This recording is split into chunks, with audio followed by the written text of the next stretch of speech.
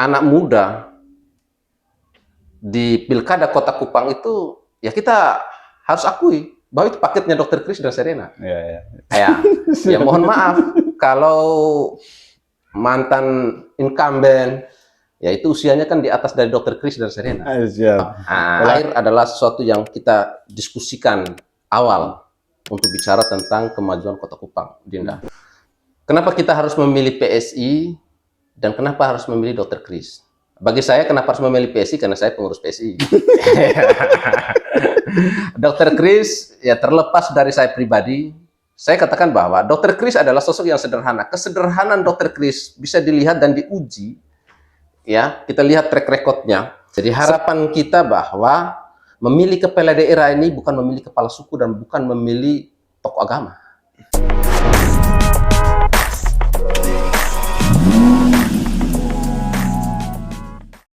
Saat ini saya bersama dengan sekretaris pimpinan wilayah di sebutan DPW, Dewan Pimpinan Wilayah Partai Solidaritas Indonesia, yang saat ini partai anak muda yang saat ini juga sangat luar biasa ekspansinya, ini luar biasa lah pokoknya. Dan saat ini saya bersama dengan beliau, memang ada beberapa hal yang kita akan bahas berkaitan dengan dinamika politik yang akhir-akhir ini begitu getolnya PSI dalam mengembangkan partai politik di NTT, dan mereka mampu menerobos di ruang-ruang politik di provinsi, bahkan di Kota Kupang tentunya ya. Saat ini juga saya bersama dengan beliau. Beliau ini sekretaris DPW, tetapi kesibukannya sangat luar biasa juga karena ini wajah-wajah kemenangannya sudah ada di depan mata. Sangat luar biasa ya. Bang Jul, selain kesibukan di partai, kesibukan apa saat ini? Ya, baik. Saya memang sudah fokuskan diri sejak pasca Pileg tahun 2019 itu, saya lebih banyak itu di partai politik. Kalau sebelum tahun 2019 ke bawah, itu saya aktif juga di mengajar dan di partai politik dan kegiatan-kegiatan sosial yang lain. Tapi pasca Pileg 2019 ketika saya kalah, saat itu saya sudah menyatakan diri untuk hanya partai politik yang saya urus dan selalu komunikasi dan aktif di masyarakat agar ketika pemilu 2024 saya sudah bisa mendapatkan hasilnya dan puji Tuhan. Alhamdulillah. Luar biasa ya. Ini perjuangan yang sangat luar biasa dari perhelatan politik tahun 2019, berjuang belum menemukan hasil, tapi 2024 kita menanti di bulan November ya. September dilantik lah, insya Allah, amin. Kita tidak bicara soal berkaitan dengan pribadi Bang Jul, tetapi kita akan bicara soal hari ini yang kemudian viral di media sosial, yaitu kita lihat di PSI tidak kehabisan stok dalam kaderisasinya. Baik itu perhelatan politik di pilkada atau di pemilihan gubernur, ada juga kader-kader potensial yang kemudian didorong, tetapi namun hari ini kita melihat juga ada kader potensial yang didorong di Wali Kota Kupang. Nah, sedikit kita bicara soal lebih khusus, yaitu berkaitan dengan Pilkada Kota Kupang, di mana ada Dr. Kris yang kemudian kemenangan pada tahun sebelumnya itu, pada tahun ini memperoleh kursi kembali sebagai anggota DPRD Provinsi. Dari sisi Bang Kris sendiri seperti apa, dari kacamata Pak Sekretaris selama ini dengan beliau? Baik, Dr. Kris ini atau Ketua DPW PSI NTT, beliau dengan saya sudah cukup lama, Dinda. Kurang lebih sudah mendekati 10 tahun kebersamaan kami dalam membentuk partai ini, Partai Solidaritas Indonesia. Beliau ketua, saya sekretaris, sehingga saya tahu persis seperti apa Dr. Kris. Sehingga ketika beliau terpilih menjadi anggota DPR tahun 2019 dengan perolehan suara yang cukup tinggi, kurang lebih saat itu 13.000 lebih, dan kemarin ketika beliau ikut caleg tahun 2024 memperoleh suara 19.000 lebih, hampir 20.000 suara pribadinya itu. Tentu beliau ini salah satu anak muda yang saya lihat yang ada di NTT, khususnya di Kota Kupang, itu yang sangat dekat dengan masyarakat. Itu yang pertama. Yang kedua, Dr. Kris ini adalah sosok yang sangat ramah, murah senyum, rendah hati. Nah, mungkin karena faktor-faktor ini yang memang bukan hanya faktor, ada faktor lain juga yang membuat masyarakat itu senang. Nah, ketika 2 atau 3 tahun lalu sempat dihebohkan dengan hasil survei dari Undana bahwa nama Dr. Kris adalah salah satu sosok putra Kota Kupang yang bisa berkompetisi untuk calon wali kota Kupang, di situ kami berdiskusi di internal. Dan kami pun mendorong beliau untuk maju menjadi calon wali kota Kupang.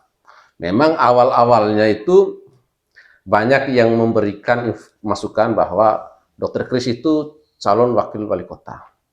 Tetapi kami punya keyakinan bahwa Dr. Kris itu sudah layak menjadi calon wali kota.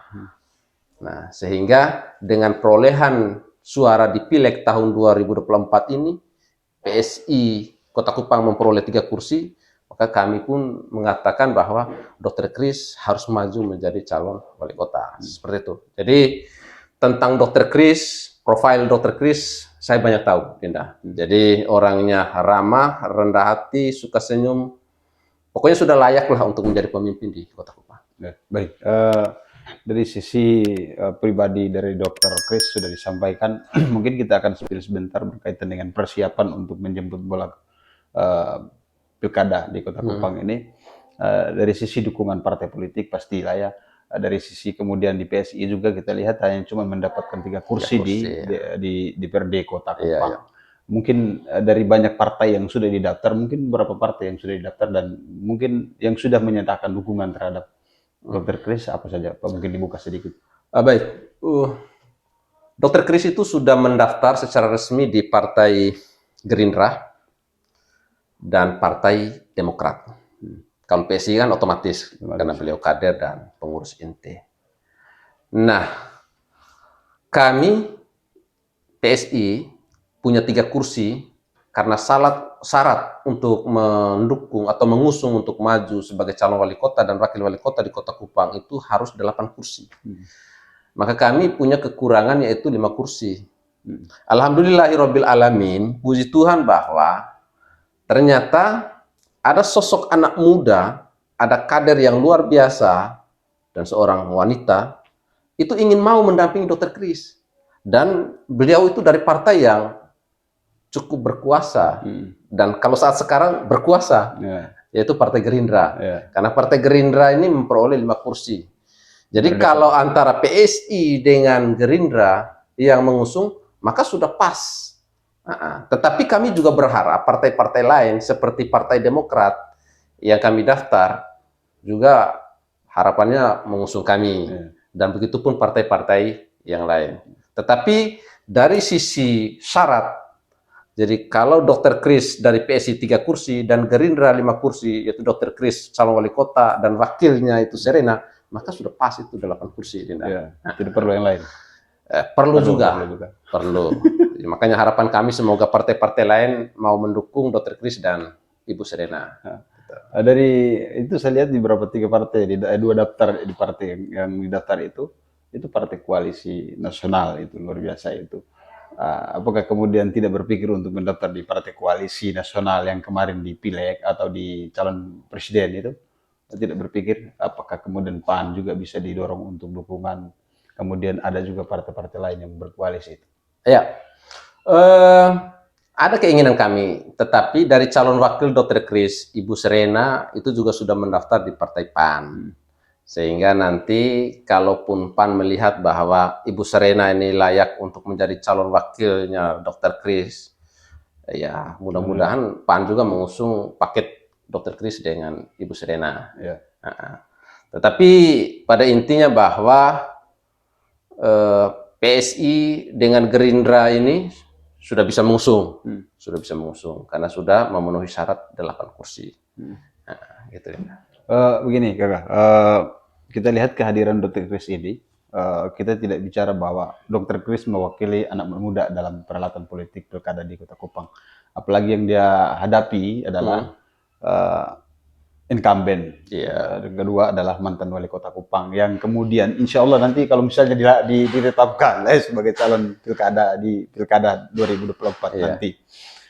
mungkin ada strategi atau ada mungkin apa ya, eh, secara kesiapan apa yang sudah disiapkan untuk menghadapi ini, kita ibarat seperti menghadapi sebuah gerbong besar ini, Iya, kekuatan besar. kami pun tahu itu bahwa kita ini nanti akan berkompetisi dengan incumbent. Ya. Ya kan mantan-mantan wali kota semua ini. Ya. Nah, jadi ya tidak mungkin saya bicara di sini kalau teknis strategis. Ya, siap. Tapi secara gambaran umum bahwa kenapa kita mengambil keputusan bahwa kita maju untuk mencalonkan diri sebagai wali kota dan wakil wali kota, tentu kita sudah punya hitungan-hitungan bahwa kita pasti bisa menang.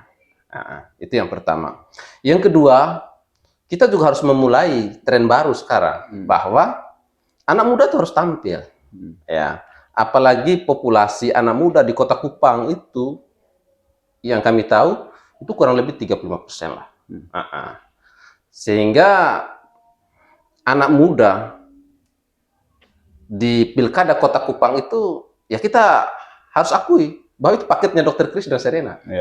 Ya, mohon maaf kalau mantan incumbent ya itu usianya kan di atas dari Dr. Kris dan Serena. Siap. Ya, jadi kalau berbicara tentang paket anak muda, ya Dr. Kris dengan Serena lah Dinda. Ya masa sekelas Dinda yang anak muda tidak mendukung secara sesama anak muda, ya kan harus mendukung sesama anak muda, gitu. Oke, baik, di Kota Kupang yang sering disoroti adalah soal air, dan kedua adalah disoroti soal kebersihan. Mungkin visi misi mungkin sudah dibuka oleh Dr. Kris, mungkin ada kesiapan apa yang kemudian bisa menyelesaikan persoalan yang belum bisa diselesaikan secara maksimal dari pejabat wali kota Kupang atau wali kota Kupang. Iya. Persoalan air ini adalah persoalan yang fundamental di Kota Kupang. Dan ini hampir setiap pemilu ke pemilu itu selalu dibicarakan persoalan ini. Karena memang belum ada solusi yang konkret untuk mengatasi kesusahan air di Kota Kupang. Beberapa hari yang lalu sempat saya berdiskusi dengan tim-tim inti kita terkait masalah ini. Memang kami lagi merumuskan dengan beberapa pakar untuk bagaimana mencari solusi dari persoalan ini. Sehingga kita belum bisa menyampaikan paparan visi misi dan program Dr. Kris bersama Serena. Karena memang kita harus duduk bersama antara kedua kandidat ini dan tim kedua kandidat ini, baru nanti setelah kita sudah ada kesepakatan baru kita menyampaikan di publik. Tetapi pada intinya bahwa air adalah sesuatu yang kita diskusikan awal untuk bicara tentang kemajuan Kota Kupang, Dinda. Terus yang kedua juga terkait masalah kebersihan, tentang TPA. Nah ini juga masalah serius di Kota Kupang. Dan ini kita sudah punya pakar tersendiri dan ada solusinya. Pakar. Kita mengundang beberapa pakar untuk mendiskusikan ini, dan nanti ada momen tertentu atau time-nya nanti akan kami sampaikan. Inilah program atau visi misi dari Dr. Kris dan Serena. Oke, baik. Kenapa kita harus memilih PSI dan kenapa harus kita memilih Dr. Kris? Mungkin bisa disampaikan di akhir. Kenapa kita harus memilih PSI dan kenapa harus memilih Dr. Kris? Bagi saya kenapa harus memilih PSI? Karena saya pengurus PSI. Dr. Kris ya terlepas dari saya pribadi, saya katakan bahwa Dr. Kris adalah sosok yang sederhana. Kesederhanaan Dr. Kris bisa dilihat dan diuji. Ya, kita lihat track record-nya. Sepengalaman saya kurang lebih 10 tahun bersama Dr. Kris. Dr. Kris adalah sosok anak muda yang komunikatif. Salah satu contoh bahwa ada beberapa kepala daerah atau petinggi-petinggi atau pejabat-pejabat yang ketika mereka sudah memimpin atau menjadi orang besar lah, untuk kita komunikatif saja susah. Contoh mungkin kalau kita WA, kalau kita telepon, itu susah sekali. Tetapi kalau kita lihat sendiri, kalau kita amati dari Dr. Kris ini, ketika kalau kita WA, kalau kita telepon, itu cepat sekali respon. Ya, kecuali beliau sibuk. Tetapi kalau tidak sibuk, Dr. Kris ini responnya bagus sekali. Tapi kalau wartawan telepon, wartawan juga telepon cepat beliau. Kecuali beliau tidak pegang HP atau lagi sibuk atau apa, pasti beliau tapi dia akan tetap kembali. Nah, itu ciri. Jadi intinya pemimpin itu kan komunikatif dulu, komunikasi. Terlepas dari urusan-urusan yang lain itu kedua dan ketiga. Tetapi pemimpin itu kalau mampu beranjak komunikasi dengan masyarakat atau dengan orang-orang di sekitarnya, maka itu yang harus kita lihat dulu. Yang kedua adalah Dr. Kris ini anak muda, Serena ini anak muda. Dr. Kris ya oke lah, beliau masuk kategori generasi milenial. Nah, Serena ini masuk kategori generasi Gen Z, generasi Z. Nah, anak muda ini harus dimanfaatkan untuk membangun daerah, khususnya Kota Kupang. Kenapa? Karena kalau anak muda kita tidak memberikan kesempatan untuk bersama-sama membangun anak muda, terus mau tunggu kapan lagi untuk kita berinovasi dan berkreatif membangun daerah kita ini? Nah, makanya saya selalu katakan bahwa sebuah daerah yang tidak percaya dengan anak mudanya, maka daerah itu tidak punya masa depan. Karena yang punya masa depan itu adalah anak muda. Nah, maka berbicara tentang masa depan Kota Kupang adalah Dr. Kris dan Serena. Siap. Nah, gitu. Jadi harapan kita semua, harapan saya terutama untuk anak-anak muda di Kota Kupang, ya pilihlah sosok Dr. Kris dan Serena sebagai perwakilan kita anak muda. Dalam arti orang tua juga tentu kita butuhkan. Karena yang punya kebijakan itu adalah orang tua. Karena kita harus menghargai mereka. Tetapi anak muda itu mampu membawa perubahan dan ide-ide positif untuk membangun Kota Kupang Indah. Oke, baik. Ada beberapa hal yang mungkin sudah disampaikan, baik itu komunikatif dan yang kedua berkaitan dengan kepercayaan terhadap anak muda. Tambahan masukan buat kami bagi anak-anak muda, sehingga di politik 2024 ini pemilihan nanti berpilih secara rasional, bukan memilih karena money politik. Nah, ini kita memberikan edukasi terhadap masyarakat Kota Kupang, karena masyarakat Kota Kupang ini heterogennya tinggi, dengan berbagai suku, latar belakang, dan lain-lain, sehingga kita menjaga agar supaya politik 2024 ini berjalan dengan normal. Mungkin itu saja yang mungkin kita... Ada pesan juga sih saya, Dinda. Silakan. Mungkin ini khusus kita anak muda ya. Jadi anak muda ini kan sudah melek dengan sosmed atau media sosial kan. Jadi kalau bisa hindari anak-anak muda dalam perpolitikan khususnya di Pilwalkot ini untuk menyebarkan isu hoax, ya, berita-berita bohong, terus isu-isu salah. Ya, kadang mungkin karena ketidaksukaan terhadap calon pemimpinnya seperti Dr. Kris dan Serena, ada saja isu-isu yang dimainkan, ya, terutama masalah SARA dan lain sebagainya. Jadi harapan kita bahwa memilih kepala daerah ini bukan memilih kepala suku dan bukan memilih tokoh agama, tapi ini memilih kepala daerah. Jadi apapun suku, apapun agamanya, ketika kita melihat sosok itu mampu membawa perubahan, maka pilihlah itu. Nah, gitu. Ini saya pikir salah satu jawaban yang mungkin akan disiapkan untuk menjawab segala pertanyaan yang berkaitan dengan Dr. Kris ya. Berkaitan dengan isu yang berkembang hari ini adalah sosok Dr. Kris mewakili dari suku dan lain-lain. Ya, mungkin ini salah satu jawaban yang kemudian politik 2024 kita tidak membawa pada narar politik yang berkaitan dengan suku-suku tertentu, tetapi pemimpin Kota Kupang yang membawa perubahan pada Kota Kupang nantinya. Mungkin itu saja cukup ya, kan? Atau ada tambahan? Jadi pada intinya bahwa anak muda sudah tidak bicara lagi tentang SARA, sudah tidak lagi berbicara tentang kebohongan. Atau informasi-informasi hoax. Ya, berbedalah dengan politisi-politisi, mohon maaf, yang tua, ya pasti yang dimainkan isu-isu itu. Tapi kalau kita anak muda sudah tidak lagi bicara tentang itu. Yang kita lihat adalah sosok dari pribadi orang itu yang mampu membawa perubahan. Kalau bisa orang tua bicara soal pengalaman lah, insya Allah. Kalau orang tua hanya bicara tentang pengalaman. Kalau masa depan kita. Oke, baik, terima kasih banyak. Assalamualaikum warahmatullahi wabarakatuh.